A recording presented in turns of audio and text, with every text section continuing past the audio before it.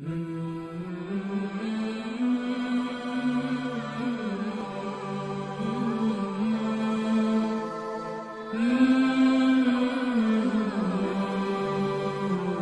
اللہ الرحمن الرحیم نحمدہ ونصلی علی رسولہ الکریم۔ چونکہ شب برات نزدیک آ رہی ہے تو اس متعلق سوالات بھی ہم سے پوچھے جا رہے ہیں۔ اکثر لوگوں میں یہ بات مشہور ہو چکی ہے کہ شب برات کسے کہتے ہیں، اور لوگ سمجھتے ہیں کچھ لوگ کہ شب برات جو ہے نا وہ بہت ساری جو فضیلتیں رکھتی ہے، اور کچھ لوگوں کا یہ خیال ہے کہ یہ چونکہ اس میں جو احادیث وارد ہوئی ہیں، فضیلتیں وارد ہوئی ہیں، تو وہ ضعیف ہیں، لہذا یہ رات فضیلت والی نہیں ہے۔ اور شب برات کو شب برات کیوں کہتے ہیں، یہ ہمارا آج کے ویڈیو کا ٹاپک ہے۔ تو شب برات کی فضیلت کہاں سے ثابت ہے، شب برات کو شب برات کیوں کہتے ہیں، اور شب برات میں کرنے والے اعمال کون سے ہیں، تو اس کے اوپر آج ہم تفصیلی بات کرتے ہیں۔ تو سب سے پہلے ہم شروع کرتے ہیں کہ شب برات کہاں سے ثابت ہے اور شب برات کو برات کیوں کہتے ہیں۔ تو آگے بڑھنے سے پہلے ہماری آپ سے گزارش ہے کہ اگر آپ چینل پر نئے ہیں تو چینل کو سبسکرائب کر کے ویڈیو کو لائک کر دیں، اور ہماری ویڈیوز کو دوسرے ساتھیوں کے ساتھ بھی شیئر کیا کریں، کیونکہ یہ ایک علمی بات ہے، اور علم جو ہوتا ہے وہ بانٹنے سے کم نہیں ہوتا بلکہ بڑھتا ہے۔ اور ہماری ویڈیوز چونکہ اسلامی ہوتی ہیں اور علم کے ریلیٹڈ ہوتی ہیں، تو اگر آپ کی وجہ سے کوئی ساتھی مسئلہ سن کر اس پر عمل کرے گا تو آپ کو بھی جب تک وہ عمل کرتا رہے گا آپ کو ثواب ملتا رہے گا۔ اور فرماتے ہیں الدال علی الخیر کفاعلہ، کہ نیکی پر رہنمائی کرنے والا ایسے ہی ہے جیسے کہ خود نیکی کرنے والا۔ تو بہرحال ہم آج کی ویڈیو شروع کرتے ہیں۔ تو قرآن پاک کے اندر آتا ہے انا انزلناہ فی لیلۃ مبارکۃ انا کنا منذرین فیہا یفرق کل امر حکیم۔ تو برات کا مطلب ہوتا ہے بری ہونا، بری کرنا، ٹھیک ہے جی۔ برات براءۃ من اللہ ورسولہ، جس طرح سورت برات بھی ہے جس کو ہم سورت توبہ کہتے ہیں، اسی طریقے سے شب برات بھی ایسی رات جس کے اندر لوگوں کو جہنم سے بری کیا جائے، اور اس کے اندر آئندہ سال کے اندر ہونے والے تمام ایکٹیویٹیز کو فرشتوں کی ذمے لگایا جاتا ہے، اور مثال کے طور پر کہ اگلے سال کتنے بچے پیدا ہوں گے، کتنے لوگ مریں گے، اور کس کا کتنا رزق ہوگا، یہ ساری کی ساری ڈیوٹیاں اللہ تعالیٰ پہلے آسمان، یہ آسمان عرش معلیٰ سے پہلے آسمان تک فرشتوں کے پاس جو ہے نا منتقل کر دیتے ہیں، اور اس کے اندر ہر فرشتے کو اس کی ڈیوٹی مل جاتی ہے کہ میں نے اس سال میں یہ کرنا ہے۔ تو مطلب کہ وہ رات جس کے اندر لوگوں کو، مخلوق کو گناہوں سے بری کر دیا جائے، اس رات کو شب برات کہتے ہیں۔ اور یہ تقریباً 10 صحابہ کرام سے اس رات کی فضیلت منقول ہے، جیسے کہ حضرت عائشہ رضی اللہ تعالی عنہ فرماتی ہیں کہ شعبان کی 15ویں رات میں نے نبی کریم صلی اللہ علیہ وسلم کو اپنی آرام گاہ پر موجود نہیں پایا، تو میں تلاش میں نکلی، بیوی تھی نا، تو سوچنے لگی شاید کوئی دوسری بیوی کے پاس چلے گئے ہیں۔ تو فرماتی ہیں کہ میں آپ کی تلاش میں باہر نکلی تو حضور صلی اللہ علیہ وسلم جنت البقیع کی طرف جا رہے ہیں، تو قبرستان پہنچے تو میں بھی قبرستان پیچھے پہنچ گئی تو کھٹکا سن کر دیکھا تو عائشہ ہیں رضی اللہ تعالی عنہا، تو فرمانے لگے کہ حضور صلی اللہ علیہ وسلم نے فرمایا کہ عائشہ آج 15ویں شعبان کی رات ہے، اس رات میں اللہ تعالیٰ آسمان دنیا پر نزول فرماتے ہیں اور قبیلہ بنی کلب کی بکریوں کے بالوں کی تعداد کے بقدر لوگوں کو جہنم سے آزاد کرتے ہیں، مطلب کہ گناہ گاروں کو بخش دیتے ہیں۔ تو چونکہ اتنی زیادہ اس رات کے اندر بخشش ہوتی ہے تو اس لیے اس رات کو شب برات بھی کہتے ہیں۔ دوسری روایت میں ہے کہ اس سال پیدا ہونے والے ہر بچے کا نام لکھ دیا جاتا ہے، اس سال میں مرنے والے ہر آدمی کا نام لکھ دیا جاتا ہے، اس رات میں تمہارے اعمال نامے اٹھائے جاتے ہیں اور تمہارا رزق اتارا جاتا ہے۔ جیسے کہ میں نے عرض کر دیا ہے کہ اس رات کے اندر اگلے بندے کو کتنا رزق ملنا ہے یہ اس رات کے اندر بتا دیا جاتا ہے۔ ایک اور روایت میں ہے کہ اس رات میں تمام مخلوق کی مغفرت کر دی جاتی ہے سوائے 7 اشخاص کے، 7 لوگوں کے ہر کسی کی بخشش کر دی جاتی ہے۔ نمبر 1 مشرک، نمبر 2 والدین کا نافرمان، نمبر 3 کینہ پرور، مطلب کہ جو دوسروں کے لیے کینہ پال کے رکھتا ہوں، اور نمبر 4 شرابی، نمبر 5 قاتل، نمبر 6 شلوار کو ٹخنوں سے نیچے لٹکانے والا، اور نمبر 7 چغل خور۔ ان 7 افراد کی اس عظیم رات میں مغفرت نہیں ہوتی جب تک کہ یہ اپنے جرائم سے توبہ طائب نہ کر لیں۔ تو 3 حدیثیں ہو گئیں فضیلتیں۔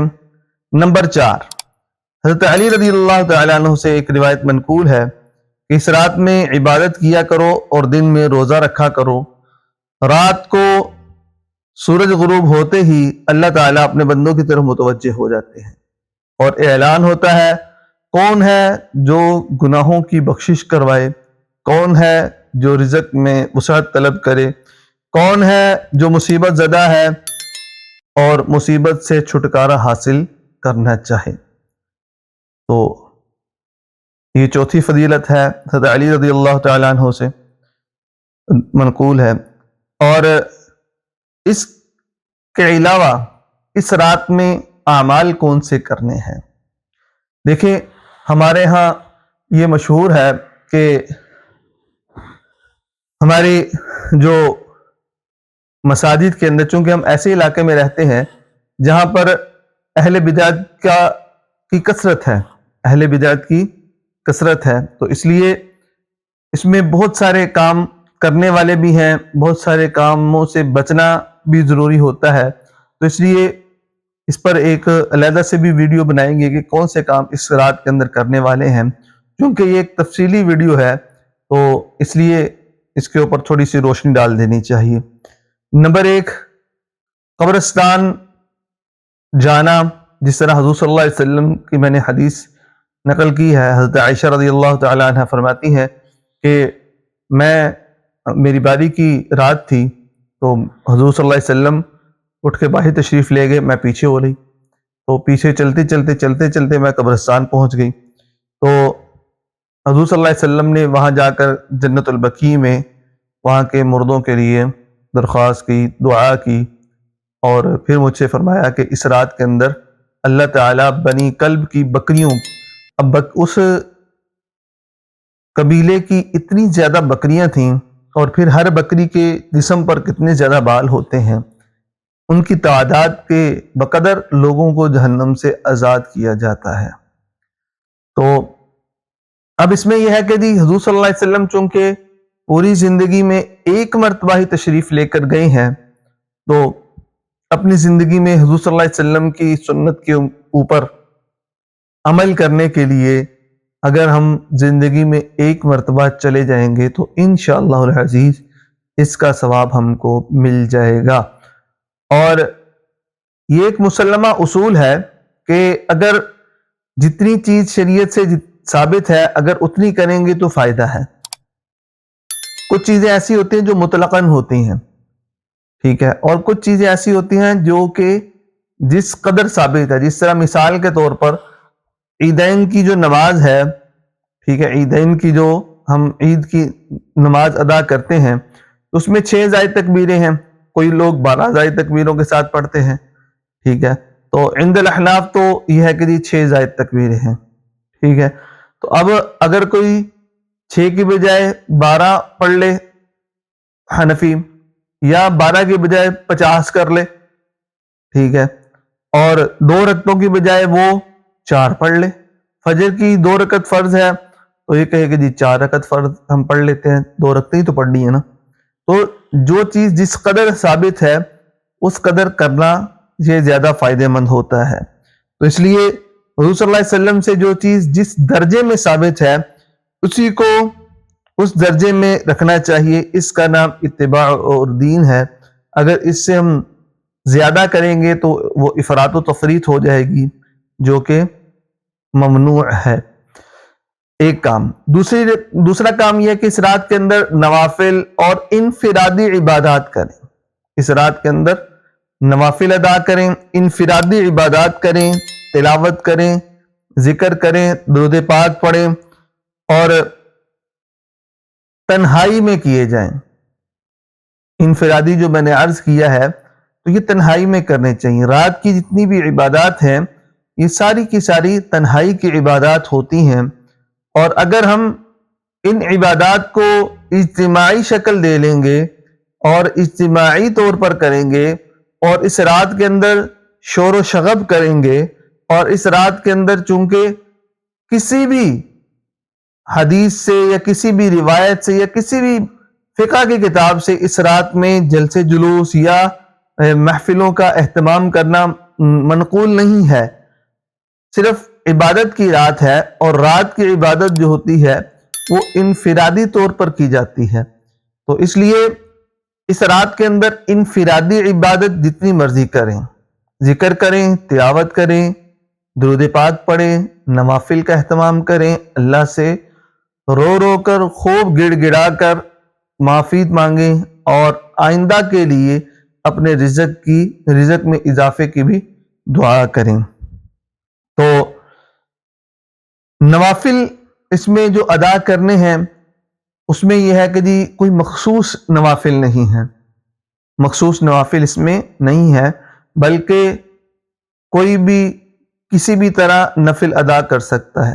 اب مثال کے طور پر ہمارے ہاں ایک پرچے بانٹے جاتے ہیں جس کے اوپر اس رات کی پوری جو ہے نا وہ نفل پڑھنے کی ترتیب لکھی ہوتی ہے کہ جی اتنی رکعت نفل پڑھیں، ہر رکعت کے اندر یہ پڑھیں اور یہ کریں وہ کریں. تو اس کی کوئی حیثیت نہیں ہے، اس کی کوئی حیثیت نہیں ہے. یہ آپ نفل جو عبادت کرنی ہے یہ آپ 2 بھی پڑھ سکتے ہیں، 100 بھی پڑھ سکتے ہیں، اور 12 مرتبہ کل کے ساتھ پڑھ سکتے ہیں، 100 مرتبہ کل کے ساتھ پڑھ سکتے ہیں، 1000 دفعہ پڑھ سکتے ہیں. بہتر یہ ہے کہ نفل کے اندر قرآن پاک کی زیادہ سے زیادہ تلاوت کی جائے کہ جی ہم ایک ہی سورت کو بار بار پڑھیں، ٹھیک ہے جی. تو نفلی عبادات جتنی بھی ہوں گی اس کو ہم نے انفرادی طور پر ادا کرنا ہے، اس کی جماعت نہیں کروانی. نفل نماز کی جماعت یہ احناف کے نزدیک مکروہ ہے، لہذا نوافل کی جماعت نہیں ہوتی. جس طرح اب ہمارے پنجاب کے اندر جو ہے نا یہ کرتے ہیں کہ جی یہ جو عبادت ہوتی ہے نفل نماز صلاۃ التسبیح اس کی جماعت کرواتے ہیں، تو یہ مکروہ ہے، تحریمی ہے، لہذا نفل نماز کی جماعت نہیں ہوگی. تو تنہائی کے اندر اللہ کو یاد کریں، روئیں، گڑ گڑائیں، تو یہ تو منقول ہے، لیکن اجتماعی شکل میں اجتماعی طور پر عبادت کرنا. اب کچھ لوگ اس کی دلیل لیتے ہیں کہ چلو اگر جو ہے نا وہ انفرادی طور پر اگر بندہ کرے گا تو تھوڑا کرے گا، اور اگر ہم اجتماعی شکل دے لیں گے تو اس میں زیادہ دیر تک عبادت ہو سکتی ہے. لیکن میں نے پہلے عرض کر دیا ہے کہ جو چیز جس درجے میں ثابت ہوتی ہے اسی درجے میں کرنے سے فائدہ ہوتا ہے، اس سے زیادہ کریں گے تو وہ افراط و تفریط ہو جاتی ہے۔ ساری رات ہم جو ہے نا عبادت بھی کرتے رہیں اور پھر صبح کے وقت یا بعد میں مرنے کے بعد ہم کو پتہ چلے کہ جی یہ ہماری ساری کی ساری عبادت جو ہے نا وہ ضائع چلی گئی۔ نمبر 3 جو تیسرا کام کرنا ہے تو وہ 15ویں رات کے بعد والے دن، مطلب کہ 15 تاریخ شعبان کی، اس میں روزہ رکھنا مستحب ہے۔ تو حضرت علی رضی اللہ تعالی عنہ سے منقول ہے کہ اس رات عبادت کیا کرو اور اگلے رات روزہ رکھا کرو۔ یہ تو ہیں کام کرنے کے۔ اور اس کے علاوہ ہمارے ہاں جو مشہور ہے کہ شب برات، مطلب کہ آج شب برات ہے رات کو، تو اس دن پٹاخے چلاتے ہیں، اتنے زیادہ پٹاخے چلاتے ہیں، اتنے زیادہ پٹاخے چلاتے ہیں کہ عبادت کرنا محال ہو جاتا ہے۔ اور یہ کون چلاتے ہیں، کن کی خوشی ہے، کن کی وجہ سے ہے؟ تو یہ جو اہل تشیع حضرات ہیں ان کے نزدیک یہ کسی امام کی جو ہے نا وہ پیدائش کا دن ہے، امام غائب ان کی پیدائش کا دن ہے۔